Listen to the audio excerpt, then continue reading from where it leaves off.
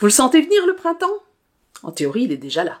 Mais en avril, on dit « Ne te découvre pas d'un fil », c'est l'occasion de parler des fibres biosynthétiques.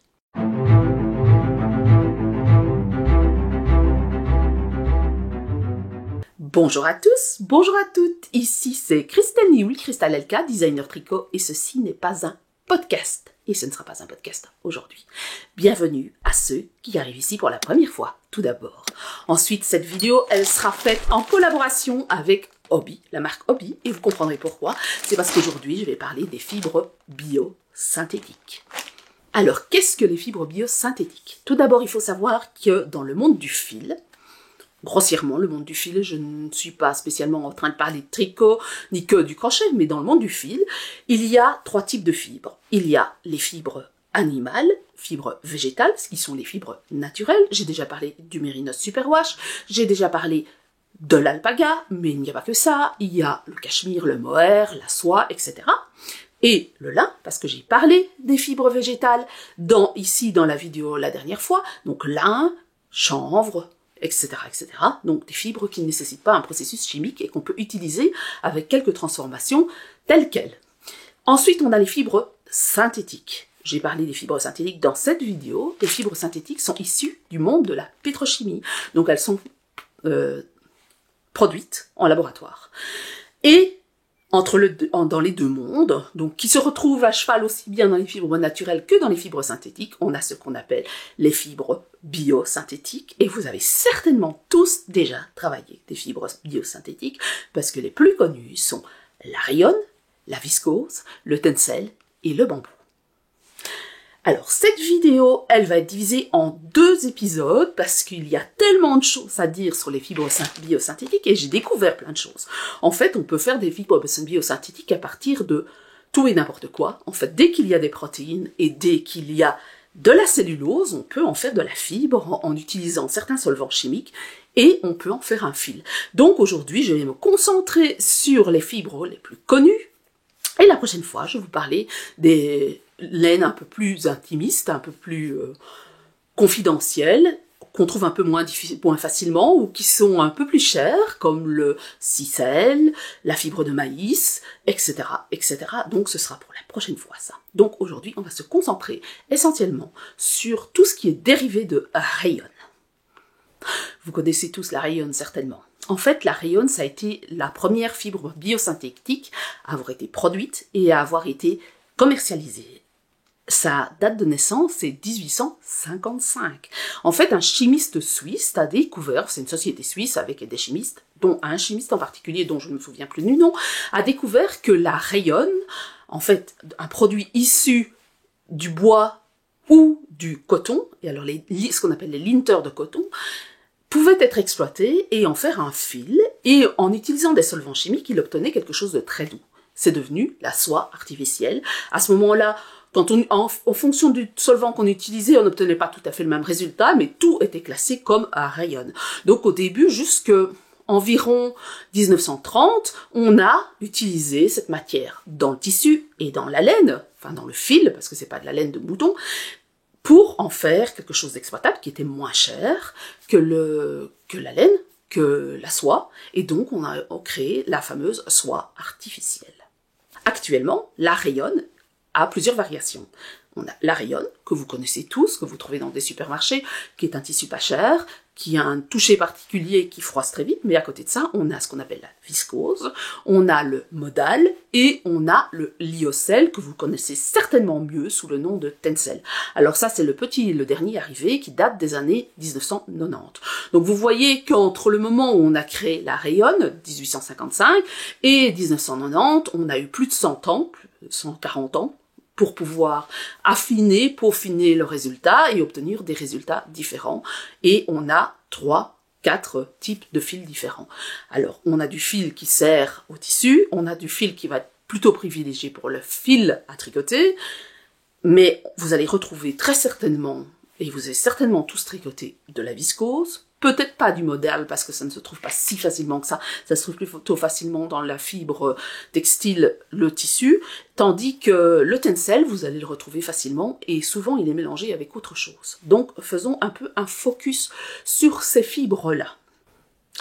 Il faut savoir que le processus de ce genre de fibre est totalement identique. On part de fibres végétales qui sont des copeaux de bois ou des linters de coton. Les linters de coton, c'est ce qui reste après. Quand je vous ai expliqué dans la vidéo le coton, en fait, on ne prend pas tout le coton, on enlève les graines, on trie, on enlève les parties dures qui contiennent, enfin la cosse, si vous voulez, la gousse de la fleur de coton. On garde vraiment que la fleur de coton et on va récupérer une matière première qui peut partir en déchets. On en fait de l'huile de coton, mais on peut aussi utiliser cette matière-là pour en faire de la rayonne ou la viscose ou autre. Donc on peut avoir de la viscose de coton, mais si c'est de la viscose de coton, ça va être issu des linters de coton. Donc cette partie extérieure qui est en fait un déchet entre guillemets, parce que c'est toujours exploitable, de la fabrication du coton en tant que tel, ou des copeaux de bois. Alors on utilise des bois qui en général ont une croissance très rapide, donc on va plutôt utiliser le pin, l'épicéa par exemple, et d'autres, pour pouvoir utiliser ces fameux copeaux pour en faire de la viscose ou du modal ou du tencel. Alors, le premier arrivé sur le marché, ça a été la viscose. La viscose, en fait, elle date des années 1930, 1940, peut-être un tout petit peu avant, et elle a perdu ses lettres de noblesse. C'était ce qui remplaçait la soie, en fait. Elle a perdu ses lettres de noblesse une fois que la fibre synthétique est arrivée sur le marché et qu'on a vraiment exploité le milieu de la pétrochimie. J'en ai déjà parlé dans la vidéo sur les fibres synthétiques. Et voilà, on est passé à autre chose et on a utilisé de l'acrylique, du polyamide, du polyester et plus vraiment de la viscose parce que ça dépend d'un milieu naturel, tandis que l'autre c'est très contrôlé puisque forcément c'est produit de A à Z en laboratoire. Comment est-ce qu'on transforme cette fameuse matière ? Rayonne, viscose ou autre, le process est le même, je vous l'ai dit, mais ici on va parler de la rayonne. On va commencer par la base et par la mère de toutes les fibres bio-végétales qui est la rayonne. En fait, on récupère les copeaux de bois, on récupère les copeaux de coton et on va les transformer en grandes plaques de cellulose, comme des grandes feuilles de papier, de carton très épais, enfin plutôt papier que carton, et on va les dissoudre dans de la soude caustique. Une fois qu'on a obtenu ce liquide, quelque chose d'un peu une sorte de mélange pâteux, on va le mettre dans des cuves en métal, à température on va le laisser maturer si vous voulez dans des cuves en métal à température et à humidité constante. Donc on va laisser maturer ça pendant 2-3 jours. Ensuite, on va récupérer ça et on va utiliser un intrant chimique pour pouvoir transformer la matière qu'on obtient. En fait, cette matière, ça va devenir quelque chose de vaporeux, une sorte de matière vaporeuse. Et on va donc mélanger avec des intrants chimiques. Ces intrants chimiques seront différents en fonction de viscose, rayonne ou tencel. Et ça va devenir un liquide très visqueux. Ce liquide très visqueux, un peu comme du miel, pas vraiment, enfin ça dépend un peu des fibres. Quand on parle du maïs, ça va ressembler plus à la couleur du miel que le viscose, ça va être plutôt transparent. Un peu comme de la colle liquide, si vous voulez, visqueux.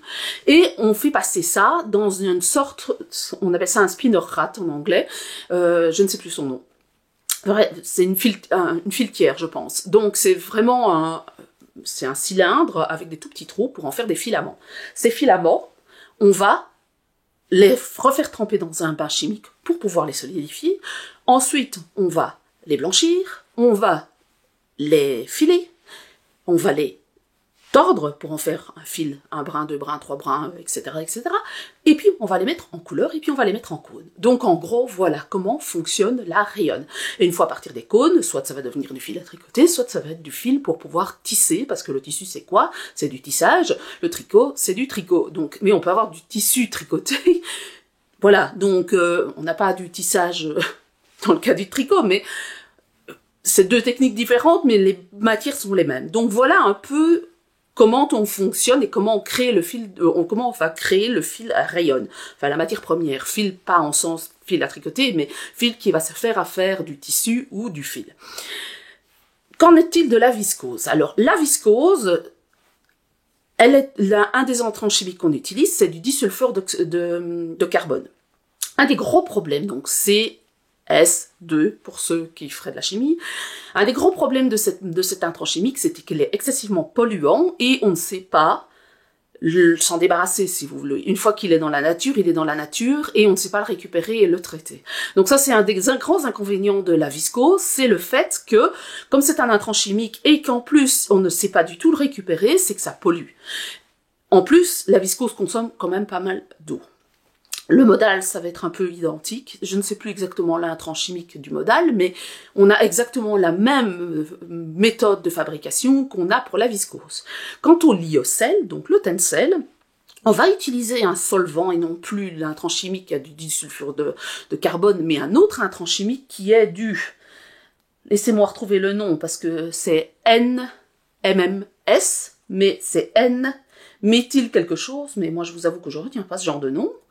C'est N-méthylmorphyline N-oxyde, donc c'est un solvant, et ce solvant, lui, il est récupérable, et donc on sait le recycler à 97%. Donc le lyocell, lui, a un peu moins d'impact, donc tencel, a moins d'impact écologiquement parlant et au niveau de l'environnement que peut l'avoir la viscose. Donc voilà, alors que le process est le même. C'est la même matière première, c'est-à-dire qu'on part sur du coton ou pas du bambou, mais du bois, et on obtient une fibre qui va être soit du lyocell, soit du modal, soit de la viscose en fonction de son intrant chimique. Et en fonction de la matière première, enfin pas de la matière première mais de la matière obtenue, on aura eu un impact écologique plus ou moins grand. Alors évidemment la viscose étant beaucoup plus ancienne, on avait moins de préoccupations quant à l'environnement dans les années 40 qu'on en a maintenant dans les années 2020. Donc c'est clair que le lyocell, il y a une prise en considération de l'impact écologique lors de la fabrication de cette matière première qui était beaucoup plus importante que dans les années 40 où on ne se préoccupait pas de ça, et d'ailleurs ça a été le moment où il y a eu l'avènement de la pétrochimie et tout tournait autour de la pétrochimie, et on ne pensait pas à l'impact écologique que ces produits-là pouvaient avoir sur notre nature. Donc, le plastique et autres, j'ai pas besoin de vous faire un laïus là-dessus, tout le monde sait que le plastique a vraiment un impact très négatif sur l'environnement. Dans le cadre de la viscose, dans le cadre du modal et de la cadre du tencel, vous le trouverez seul, mais pas toujours, rarement seul. Souvent, il est mélangé. Vous le retrouvez mélangé avec de la fibre naturelle, ou une fibre végétale, ou une fibre animale, ou bien avec une autre fibre bien synthétique, comme par exemple du bambou. Moi, j'ai l'exemple ici, et je vous en parlerai après, qui est la hobby. Celle-ci, eh bien, c'est 73%, je pense, 73% de viscose, 27% de laine. Donc, vous trouverez souvent sur le marché un mélange de viscose et de laine, ou de viscose et de lin, ou de viscose et de coton, ou autre, ou de bambou et de tencel, ou de bambou et de coton. Donc, vous retrouverez un peu ce mélange de fibres biosynthétiques avec une fibre plus naturelle pour pouvoir équilibrer, en fait, les désavantages de certaines fibres naturelles, parce que quels sont les avantages des fibres biosynthétiques? C'est leur souplesse et leur toucher qui est quasiment proche de la soie. C'est pas pour rien qu'on appelait la rayonne la soie artificielle. Alors, je vais parler du bambou. Alors, quid du bambou? Le bambou, le processus est tout à fait identique. Si ce n'est que le bambou n'est pas un arbre, le bambou c'est une herbe. En fait, c'est un peu comme une herbe et ça pousse excessivement rapidement. L'avantage du bambou, c'est que vous n'avez pas besoin de le replanter. Vous savez bien que si vous avez eu des bambous chez vous, ça pousse tout seul. En fait, c'est quasiment comme une mauvaise herbe. Donc, on récupère le bambou. On récupère les tiges de bambou, on va faire la même chose, des copeaux, on va mettre ça dans un bain chimique, on va le transformer en plaque, on va le mettre dans un bain chimique, on va le laisser maturer, on va mettre un intrant chimique, on va en faire un liquide visqueux, on va passer ça dans un spinner rat, et puis on va en faire des fibres qu'on replonge dans un bain chimique pour durcir la matière, et puis on file pour en faire le fil, et on teint. Donc voilà, le bambou, c'est exactement la même chose. C'est pour ça que, je vous l'ai dit, on a de la viscose de bambou, on a du tencel, qui est du bois et un mélange de bambou. Vous pouvez avoir de la rayonne de bambou. Donc, le process est tout à fait identique. Et pourquoi? Parce qu'en fait, ce sont des fibres qui sont issues du monde végétal et ce sont des fibres cellulosiques. Donc, il y a de la cellulose. Et qu'est-ce qu'on exploite dans ces fibres-là? C'est la cellulose. Je vous parlerai la prochaine fois, non pas de la viscose, du bambou et du modal et du tencel, je vais vous parler des fibres qui sont un peu plus confidentielles, qui sont issues des fibres végétales, mais qui ne sont pas traitées de la même manière, et puis des fibres qui sont issues du milieu protéinique, notamment le lait. Quels sont donc les avantages de ces fameuses fibres biosynthétiques? Ça s'appelait la soie artificielle, cette rayonne. Donc, forcément, on peut s'attendre à avoir les mêmes caractéristiques que la soie. C'est-à-dire que vous avez quelque chose de très agréable à porter, de très souple, qui a un très beau drapé, qui brille, et qui est thermorégulateur. En effet, les fibres biosynthétiques, elles n'ont pas du tout d'élasticité, elles ont donc un énorme drapé, elles sont très... Quand vous regardez au microscope, vous n'avez pas toutes ces petites écailles que vous avez sur les fibres de laine, par exemple, de mouton. Donc, elles ne feutrent pas. Ça ne feutre pas, ça se froisse très peu, sauf la rayonne qui se froisse quand même beaucoup plus. Et c'est très agréable à porter. Et en plus, ça est thermorégulateur, parce que ça a les mêmes capacités que la soie, c'est-à-dire que, comme ça absorbe pas mal d'humidité, ça absorbe par exemple, le lyocell absorbe 4 fois plus d'humidité que le coton, donc ça permet de vous réguler votre température, parce que qu'est-ce qui fait que c'est très désagréable à porter, c'est quand vous transpirez énormément, que ça plaque contre vous, et que vous avez l'impression de vous trimballer avec un pull qui vous colle au corps. En fait, vous n'avez pas ça du tout avec les fibres biosynthétiques, vous n'avez pas ça du tout avec le bambou, et donc ce sont les parfaites fibres à utiliser pendant l'été, parce que ça vous permet d'avoir quelque chose de très agréable à porter, comme de la soie. Un des gros inconvénients, c'est comme ça à beaucoup de drapés. Eh bien, l'élasticité, elle n'y est pas. Donc, vous n'allez pas utiliser ça pour faire un pull près du corps, avec plein de torsades, par exemple. Vous n'allez pas utiliser ça l'hiver pour avoir super chaud, comme avec un pull de laine, parce qu'il n'y a rien à faire, même si ça absorbe un certain taux d'humidité. La thermorégulation avec les fibres synthétiques n'est pas la même qu'avec de la laine de mouton ou de la laine d'alpaga. Il n'y a rien à faire, même les autres fibres, les fibres végétales n'ont pas le même niveau de thermorégulation que vous avez avec les fibres animales. Et puis, vous n'allez pas vous faire un maillot de bain avec du bambou, parce que en fait, quand c'est dans l'eau, ça se laisse très fortement aller. Alors, il faut prendre en compte ça quand vous tricotez, c'est que ce sont des fibres qui ont tendance à s'élargir très fort. Donc, voilà, prenez en compte ça quand vous faites un échantillon. C'est pas la même chose qu'avec le lin, c'est pas la même chose qu'avec le chanvre, et c'est absolument pas la même chose qu'avec la laine. Il faut prendre ça vraiment en compte, un peu comme les fibres synthétiques, à savoir qu'on va avoir un pourcentage d'élargissement. Maintenant, quand ce sont des pulls qui ont vraiment un tombé, qui a beaucoup de drapé, ça peut être intéressant. Alors, bien entendu, je le rappelle, la dynamique d'un fil et la façon de se comporter d'un fil n'est pas liée qu'à sa matière. Elle est liée aussi à la façon dont on le travaille, de la façon dont on le file. Donc, vous n'aurez pas la même réaction avec un fil qui va être filé en 1 brin, en 2 brins, en 8 brins, ou une chaînette que vous n'aurez avec un fil single. C'est normal, c'est tout à fait... Donc, c'est à prendre en considération. Il faut savoir que pour le même nombre de brins, le bambou va avoir un tombé, un vrai drapé, tandis que vous n'aurez pas la même chose avec de la laine. C'est juste à savoir. Donc, observez vos projets quand vous travaillez vos projets, parce que sinon, vous n'allez pas avoir le résultat attendu si vous utilisez du bambou à la place, par exemple, de laine. D'ailleurs, il y a beaucoup de gens qui maintenant utilisent du bambou ou de la viscose pour mettre dans leurs chaussettes. Alors, c'est très agréable à porter en été, mais attention, il faut vraiment réfléchir à ce que vous avez dans vos chaussettes, et si vous voulez faire du 100% bambou, ça n'a pas de tenue, vous n'aurez pas du tout le même résultat avec du bambou que vous n'aurez avec une laine qui est surtordue. Au début de la vidéo, je vous ai montré un paquet Hobbii, et je vous ai dit qu'en fait cette vidéo, elle était faite en partenariat avec Hobbii. En fait, j'ai cette vidéo sur les fibres biosynthétiques, ça fait un petit temps que je veux la préparer, et puis le hasard a fait que Hobbii m'a contacté pour pouvoir parler d'une de leurs laines qu'ils lançaient ici pour le printemps. C'était l'occasion fait le larron, comme on dit. Hobbii, moi je connais cette marque-là, c'est une marque qui est une marque danoise, établie au Danemark, et j'ai acheté beaucoup de coton chez eux, et je me dis, tiens, c'est l'occasion de pouvoir essayer une de leurs laines. Donc j'ai eu le choix dans 3 laines, et j'ai choisi celle-ci, qui est la Pearly Haze. La Pearly Haze, en fait, c'est, comme je vous l'ai dit, je vais vous le montrer ici. Si on voit, s'il veut bien faire le focus, il ne veut pas, si, voilà, n'apprécie pas trop qu'on soit trop près.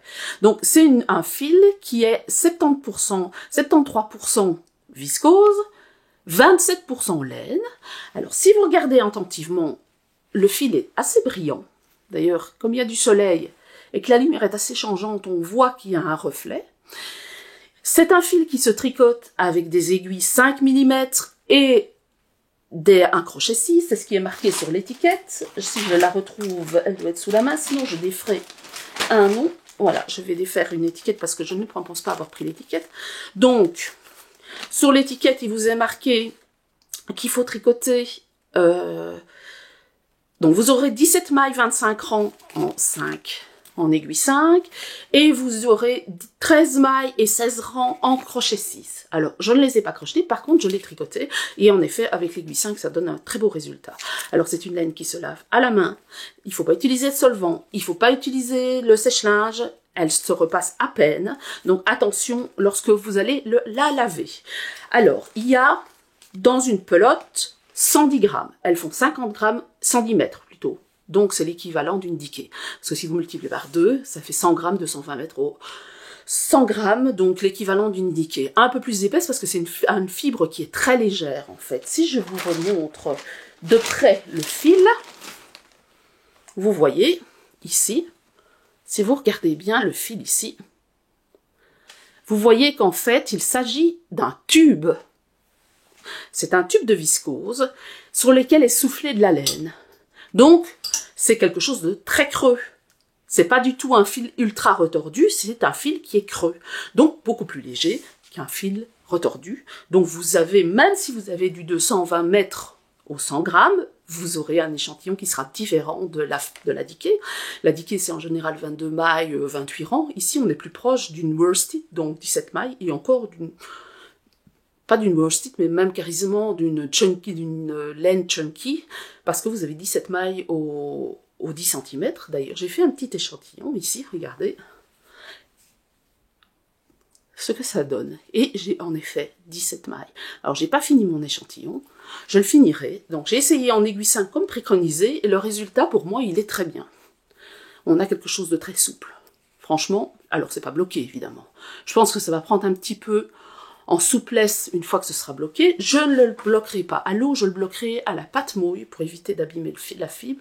Et très gentiment, avec une serviette sur l'échantillon et sur le projet terminé pour éviter d'abîmer le fil. Parce que comme c'est un fil chaînette, enfin c'est pas un chaînette, c'est un fil tubulaire avec de la laine soufflée dessus. Je ne sais pas comment elle va se comporter avec le temps.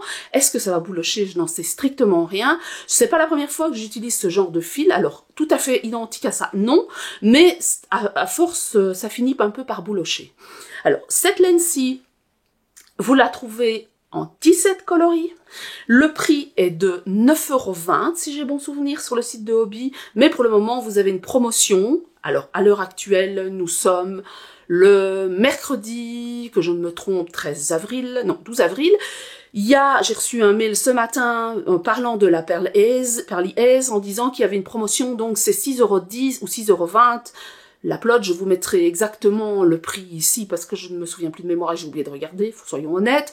Donc, vous avez plus de 3 € par pelote de réduction. Alors souvent, comme chez Hobbii, en fait, quand vous achetez une pelote, vous payez plus cher et plus vous en achetez, moins vous payez. Donc, c'est le cas un peu pour toutes les laines parce que j'ai fait une commande d'autres choses et ça a été le cas parce que mon fils devait finir sa couverture. Donc voilà un peu ce que vous pouvez trouver. Alors c'est pas un fil qui est peu cher, mais comme ils font très souvent des promotions, je me dis 6 €. Et honnêtement, pour une taille, combien?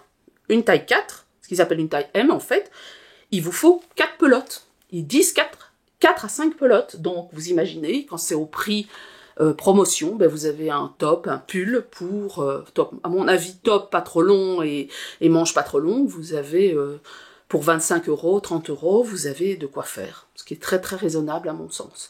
Donc moi, qu'est-ce que je vais en faire? Eh bien, c'est pas moi qui ai choisi la couleur, mais je trouve qu'elle me va bien. C'est ma fille qui a choisi la couleur. Je m'étais dit, je vais lui faire un top. Et tout compte fait, quand j'ai vu la laine et que j'ai vu ce que c'était, je me suis dit, je pense plutôt que c'est à moi que je vais faire un top. Donc je pense faire un top avec un collant rond pour mettre sur une robe. Vous savez, ces fameuses robes patineuses avec une taille serrée et évasée vers le bas. Moi, j'adore porter ce genre de robe et je me dis que faire un top manche qui arrive ici plus ou moins un peu au-dessus du coude, un tout petit peu ballon, et que je puisse porter et qui marque la taille, je sens que ça va le faire. En fait, j'ai bien envie de faire ça. Alors, je ne sais pas quand, mais j'aimerais bien me le faire quand même, pour moi. Et j'ai diplote, donc pourquoi pas. Je me dis que ça serait intéressant. Pour une taille 48, je ne sais pas combien je vais utiliser, mais à mon avis, j'aurais pas besoin des diplotes. Et le reste, ma foi, on verra ce que je vais en faire. Alors, j'ai pas de retour encore sur la qualité Et sur la durée de vie de ce fil-là, puisque forcément c'est la première fois que je l'essaye, je vous ferai un retour quand j'aurai fini de tricoter. Je ferai attention. En tout cas, je l'ai tricoté. Elle est très agréable à tricoter. Je l'ai tricoté sur des aiguilles en métal, qui sont des chiagous. Et honnêtement, je la trouve très agréable à tricoter. Vous n'avez pas du tout une impression de plastique quand vous la tricotez. Elle glisse bien, un peu comme cette impression de la soie, sans glisser aussi fort que de la soie. Le seul frein que je verrais à ce fil-ci, c'est que si vous transpirez énormément, à mon avis, ça va être désagréable à tricoter. Voilà. Elle ne crisse pas, honnêtement. C'est agréable, c'est franchement, ça va tout seul. Voilà, j'ai rien à dire, je trouve ça très bien. Premier retour, je trouve ça vraiment très très bien comme fil. Voilà. Voilà pour le résultat de ce que le micro-échantillon que je suis en train de faire, que je terminerai pour pouvoir avoir un échantillon pour moi et pour être certaine de me faire un top. J'ai fait quoi, 3 cm, 4 cm, donc je peux pas vous faire un retour encore et je ne peux même pas vous faire un tour sur le blocage. Voilà pour cette laine. Dites-moi en commentaire si ça vous a intéressé, si vous avez envie d'essayer cette laine, si vous l'avez déjà essayé. Si vous avez essayé d'autres laines de hobby, si vous avez déjà essayé une laine qui ressemble vaguement à celle-ci, et ce sera à la semaine prochaine.